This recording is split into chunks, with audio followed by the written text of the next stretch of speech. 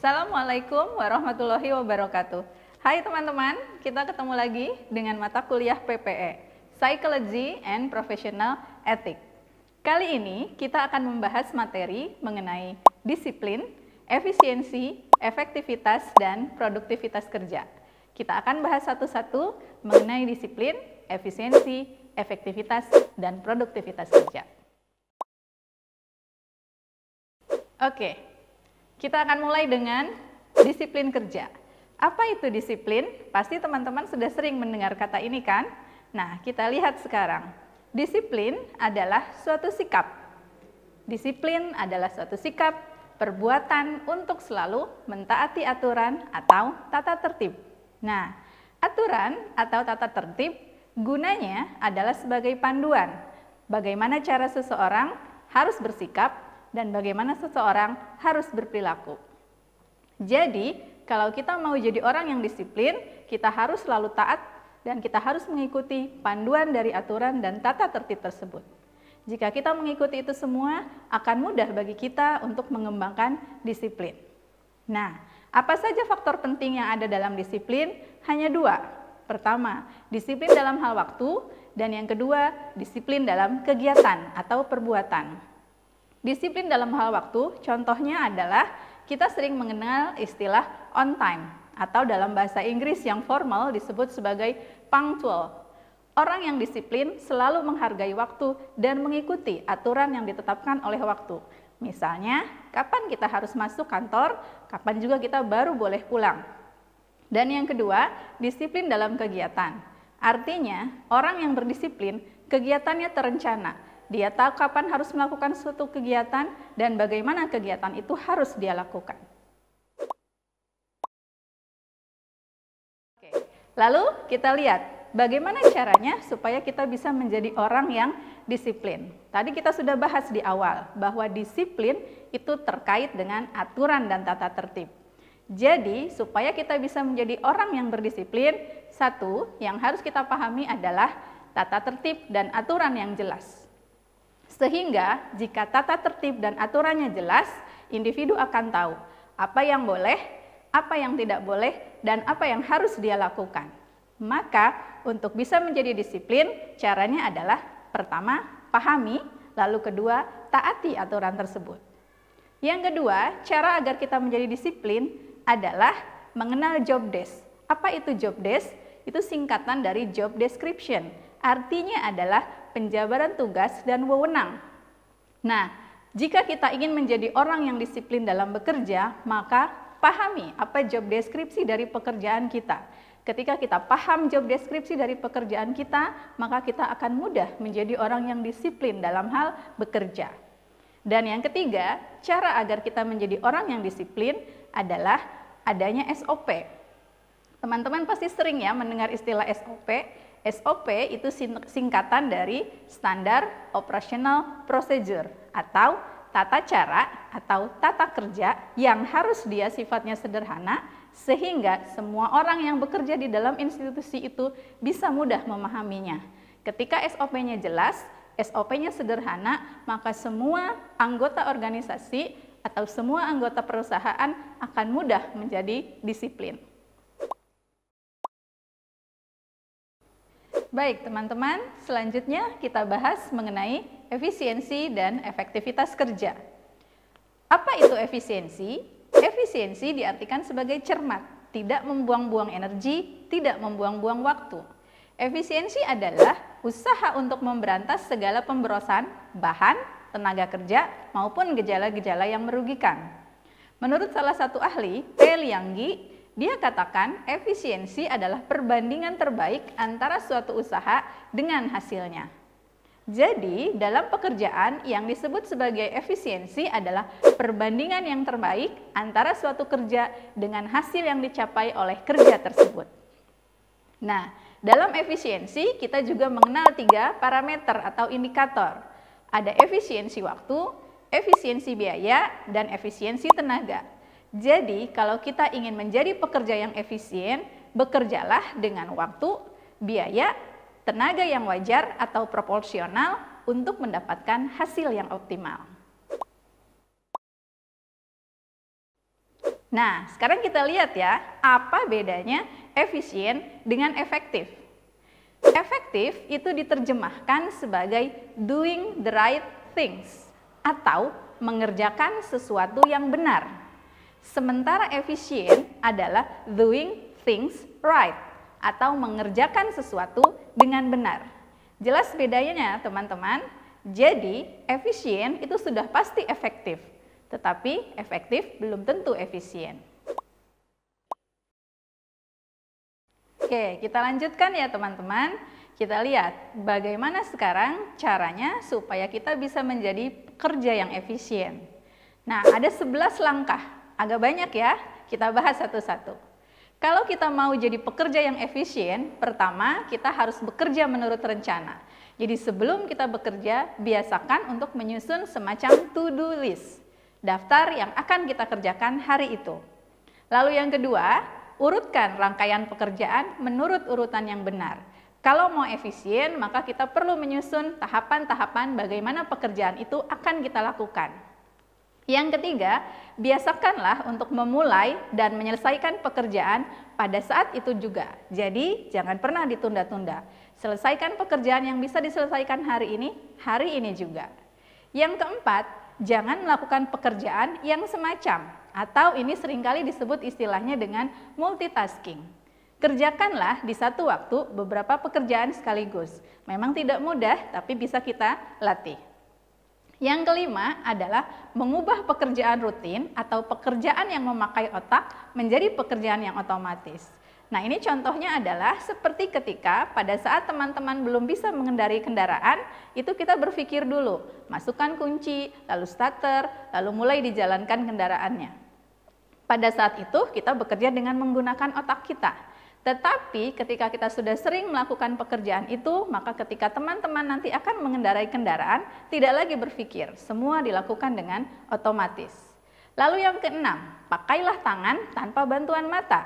Contohnya adalah pada saat teman-teman mengetik. Kita lihat ya, pada awal belajar untuk mengetik kita menggunakan mata dan tangan kita bersama-sama. Tetapi jika sudah lancar mengetik, maka kita tidak lagi menggunakan mata kita untuk mengetik. Hanya menggunakan tangan saja. Jadi mata kita bisa kita gunakan untuk melakukan hal yang lain. Yang ketujuh adalah penyediaan tempat untuk benda-benda yang diperlukan. Jadi teman-teman, kalau mau efisien, maka di meja kita letakkan hanya benda-benda yang kita butuhkan. Benda-benda yang tidak kita butuhkan, jangan disimpan di sana. Yang kedelapan, simpanlah hanya benda-benda yang betul diperlukan. Ini ulangan ya, jadi penekanan dari yang ketujuh. Simpan di meja kita hanya benda yang kita butuhkan.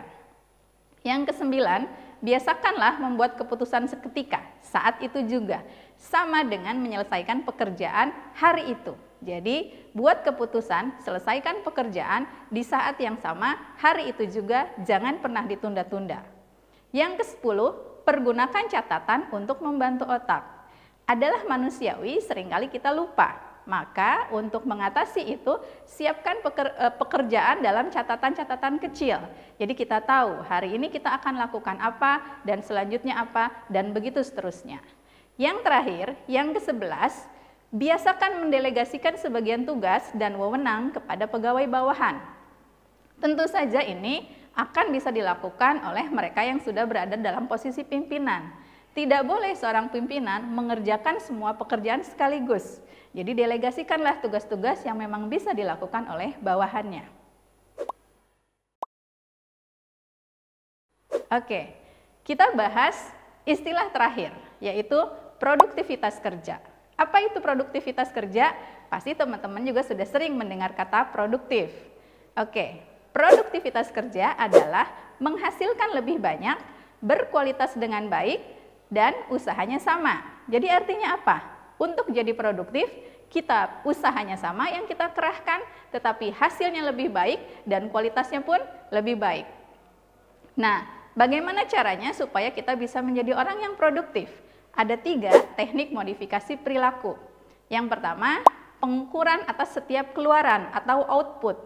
Jadi, setiap kali ada hasil produksi yang kita hasilkan, maka kita lihat apakah dia keuntungan ekonomisnya tinggi. Ini kita lihat kualitas barang berarti ya.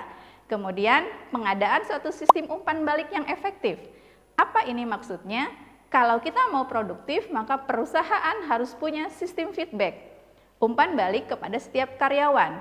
Jadi ada penilaian. Ketika karyawan dinilai dengan efektif, maka dia bisa evaluasi produktivitasnya. Dan yang ketiga adalah pemberian imbalan atau dorongan positif, atau disebut juga positive reinforcement. Jadi jika karyawan berprestasi, maka dia perlu diapresiasi. Dengan adanya pemberian imbalan, adanya apresiasi, maka akan mendorong karyawan untuk menjadi lebih produktif. Sekarang kita akan bahas apa saja hal-hal yang mempengaruhi produktivitas kerja. Ada 10 yang bisa mempengaruhi produktivitas kerja seseorang. Yang pertama, pekerjaan yang menarik. Kobe Bryant pernah mengatakan, pekerjaan terbaik di dunia adalah hobi yang dibayar. Maka orang yang punya pekerjaan yang menarik, orang yang pekerjaannya adalah sesuatu yang dia sukai, biasanya dia akan produktif. Kemudian yang kedua, upah yang baik. Tentu saja, siapa yang tidak mau punya gaji besar kan? Kalau gajinya besar, biasanya orang akan produktif. Yang ketiga, keamanan dan perlindungan dalam pekerjaan. Pekerjaan yang menyediakan jaminan, tunjangan, insentif, dan seterusnya itu bisa mempengaruhi produktivitas kerja karyawannya. Yang keempat, penghayatan atas makna dan maksud pekerjaan. Teman-teman ingat tidak materi di awal tentang hakikat kerja? Apa makna kerja bagi kita? Jadi setiap orang punya makna bekerja yang berbeda-beda. Nah, ketika dia menghayati makna kerja itu baik untuknya, bekerja adalah sesuatu yang dia bisa tunjukkan dengan pekerjaan itu siapa dirinya, biasanya akan produktif. Kemudian yang kelima, lingkungan atau suasana kerja yang baik. Perusahaan yang memiliki lingkungan kerja yang baik akan membuat produktivitas karyawannya meningkat. Kita lihat kadang-kadang ada pabrik-pabrik yang kondisinya sangat tidak kondusif. Misalnya sirkulasi udara buruk, kemudian juga pencahayaannya kurang. Nah, hal-hal ini sebaiknya dihindari kalau kita ingin punya karyawan yang produktif. Kemudian yang keenam, promosi dan perkembangan diri karyawan sejalan dengan perkembangan perusahaan. Artinya, jika sebuah perusahaan berkembang dengan pesat, maka promosi dan perkembangan karyawannya pun harus meningkat. Tidak boleh perusahaan berkembang, bertumbuh di mana-mana, tetapi misalnya karyawannya gajinya segitu-segitu saja. Nah, itu harus dihindari. Yang ketujuh adalah keterlibatan dalam kegiatan organisasi.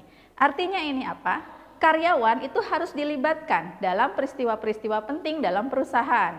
Misalnya dalam hari ulang tahun atau ada gathering tiap tahun. Nah, itu akan meningkatkan produktivitas kerja dari karyawannya.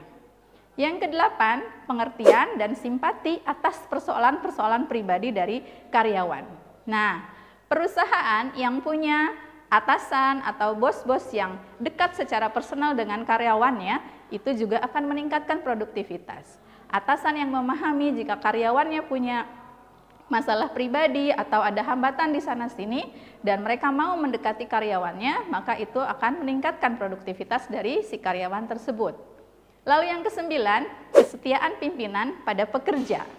Nah, ini juga penting. Pimpinan yang setia, yang loyal pada bawahannya itu akan memberikan pengaruh kepada bawahan bahwa dia diterima, diakui, dan dihargai. Dan tentu saja hal itu akan membuat karyawan ini menjadi produktif.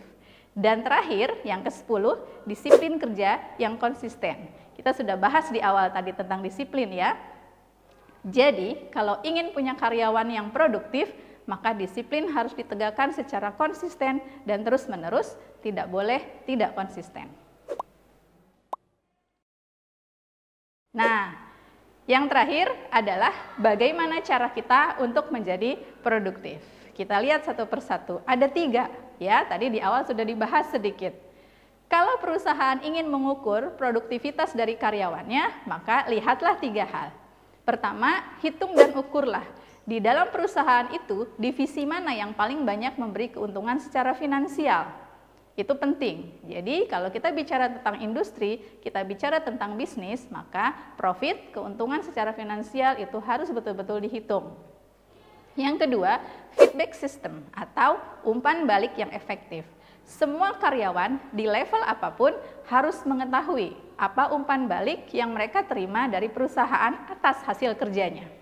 Karyawan yang mendapatkan feedback yang efektif, dia tahu apakah dia sudah bekerja sesuai dengan SOP, apakah dia sudah bekerja sesuai dengan aturan atau belum. Dan dengan adanya feedback, mereka bisa mengevaluasi. Yang terakhir adalah reinforcement positif untuk setiap karyawan yang memiliki prestasi yang baik. Kita tahu di materi pertama juga salah satu yang membuat karyawan termotivasi adalah adanya achievement atau prestasi. Nah, jika setiap karyawan yang berprestasi diberikan pengakuan, dihargai, diapresiasi, maka dia akan dengan mudah menjadi karyawan yang produktif. Oke, kita sudah panjang lebar ya membahas tentang disiplin, efisiensi, efektivitas, dan produktivitas kerja. Untuk menutup sesi ini, saya akan kutip salah satu quotes yang bagus sekali dari Henry Ford. Teman-teman kenal kan Henry Ford?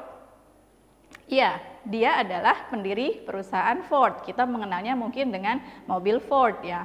Nah, Henry Ford pernah mengatakan dalam satu kesempatan. Dia katakan, "You can take my factories, burn up my buildings, but give me my people back and I'll build my business right back again." Apa artinya? Dia katakan, silahkan ambil perusahaan saya, kalian boleh bakar gedung-gedungnya, tapi kembalikan karyawan-karyawan saya kepada saya, maka saya akan bangun bisnis saya kembali. Jadi, value dari kita sebagai karyawan, sumber daya manusia, atau sekarang disebut sebagai human capital, itu sangat penting. Begitu ya teman-teman, mudah-mudahan apa yang kita bahas kali ini bisa dipahami dengan baik. Nanti kita bahas lagi di episode selanjutnya materi yang lain. Terima kasih. Assalamualaikum warahmatullahi wabarakatuh.